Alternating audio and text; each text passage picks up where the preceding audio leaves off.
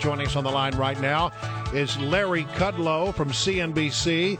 Larry, good to have you here. How are you today? Good, thanks. Good morning. All right, so shock of shocks. It turns out that the Chinese military has been hacking U.S. companies. The Obama administration has indicted 5 Chinese military officers for hacking in and taking the trade secrets of a number of U.S. companies. Look, these guys are never going to go on trial. Well, was it important for the Obama administration to do this? Well, yeah. I mean, I think they're right to finger them. I don't see how they're going to get them. But, look, the Chinese hack. They steal our ideas.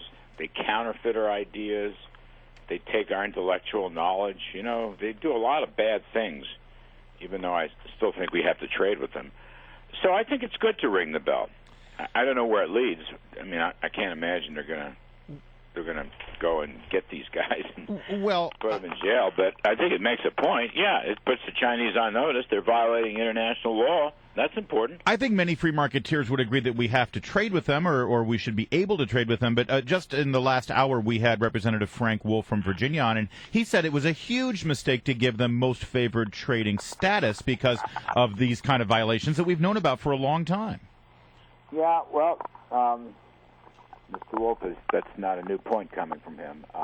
Look, I would not disrupt U.S.-Chinese trade, which is a very large and substantial economic factor.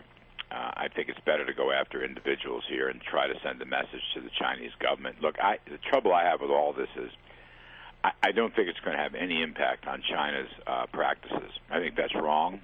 I think we should take it to the World Trade Organization. I wouldn't be surprised if that's what they do, and try to get a ruling from the WTO. China is a member of the WTO. They're supposed to play by the rules. They frequently do not. So therefore, that's the court of law for these trade disputes, and that's where I would take it. I wouldn't take away most favored. I mean, I don't want to disrupt trade because of these people or because of this action, as wrong as it is. We just shoot ourselves in the foot, don't we? I mean, we benefit from that trade. Our consumers benefit from that trade, and so do our businesses.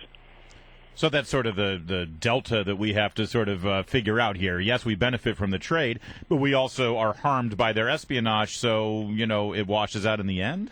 Well, I don't know how effective the espionage is. I mean, I think that's an interesting point. I don't know the details. Well, they say that they're getting things like plans for nuclear power plants and sophisticated technology, which they then steal. They're stealing our intellectual property and our trade secrets. And have been for a while. Now, what they do with it, I don't know how they process it. I don't know. We're miles ahead of them in these technology areas. And a lot of companies have complained about this down through the years and will continue to complain. But would I start a trade war with them? No. I would try to take it through the legal process, which is the WTO. I would try to embarrass them. One of the things here is American presidents in both parties have never really confronted the Chinese leaders when they come here, whether it's, again, Republicans or Democrats. So, you want to keep this story on the front page, and you want it on the front page of the world's press, say the Financial Times and other business journals. That's a good thing. Try to embarrass them. But I wouldn't take any legal action against them, not just yet. I mean, they're going after individuals, I guess, is a statement that they're not going to go after the government. I think that's wrong. I think they should go after the government, but I think they should do it through the World Trade Organization. All right, let me ask you about the AT&T DirecTV merger that has been announced, $49 billion merger. Any thoughts? I'm trying to figure out, if I'm AT&T, why do I want DirecTV? I don't quite get that. Well, it's going to expand their coverage, gives them much more competitive situation regarding Verizon and others. You have all these delivery systems. You've got broadcast, you've got cable, you've got internet, and it goes on and on. You've got iPhones and applications. It's a very competitive sector, and I'm just thinking that AT&T is willing to pay a gigantic sum, $49 billion. DirecTV has, 20 million, 22 million customers. That's a lot. And the big NFL package. And the NFL package, which may or may not be pivotal. Some people think it is. And I don't know if this, without that package, there's a headline in the Journal today, AT&T can walk away from the package if the rights to the Sunday ticket games are lost.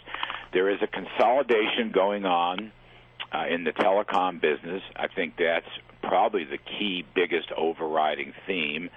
And the question is, will the regulators interfere with that consolidation? My sense is regulators should not interfere. These are market forces at work, and I think customers are going to be well served by this. I think you'll see scales of efficiency, you'll see better delivery, you'll see better broadband. They're all trying to accumulate as many assets as possible and as much profit as possible, so they can continue to build out broadband and make and deliver the content. That's really the game here. It's very competitive. We're in that game too. CNBC, as part of NBC Universal, as part of Comcast, we're in the same game. And I think everybody is trying to consolidate and expand their market share positions. That's where I look at it. I still think that leaves more than enough consumer competition, and I'm very much opposed to net neutrality, because I think those who build the broadband have to be paid for it. They have to get a decent rate of return on their investment. So we'll see. I think this thing is going to pass. I think it's probably a great deal for DirecTV shareholders, by the way, if they get the deal. Larry Kudlow, real fast, I consider you our personal Chris Christie correspondent there on the scene. And I'm reading today that the New Jersey Senate, they are handing the governor a bill that will outlaw smoking in public beaches and parks and other public areas. And everything that sits on the governor's desk now is seen as an indication of whether he's going to run for president or not. A lot of people who like individual rights, even the right to do something dangerous, they look at this as a good bellwether. What do you think he's going to do? I don't know. I honestly don't know. Well, thanks for being our correspondent there. I know. I got to get over to Asbury Park, I guess, and really dig into this story. By the way, I grew up on the Jersey Shore in Deal, New Jersey, but I haven't been back in many years. I don't know what he's going to do. I'm speaking today before the Republican Governors Association, which is meeting here in New York City. I don't know if I'll have a chance to visit with Governor Christie or not. If I have a chance, I will ask him on your behalf, and I will email you the answer. Thank you, Larry Kudlow. Thank you very much. We appreciate it. Now that's a correspondent for you right there. I have no idea, and it just seems a bit extreme. Do we have that in New York? Probably. Are you kidding with Bloomberg? I'm going to yeah, but this is statewide. Yeah, well, we'll look at it. I don't know the answer to that. I guess But I have a feeling you're going to get the answer for us. Well, we're going to try. All right. Larry, got to leave it right there. Thank you so much. Larry Kudlow, CNBC senior contributor, and, of course, the host of the Larry Kudlow Show on WMAL Saturdays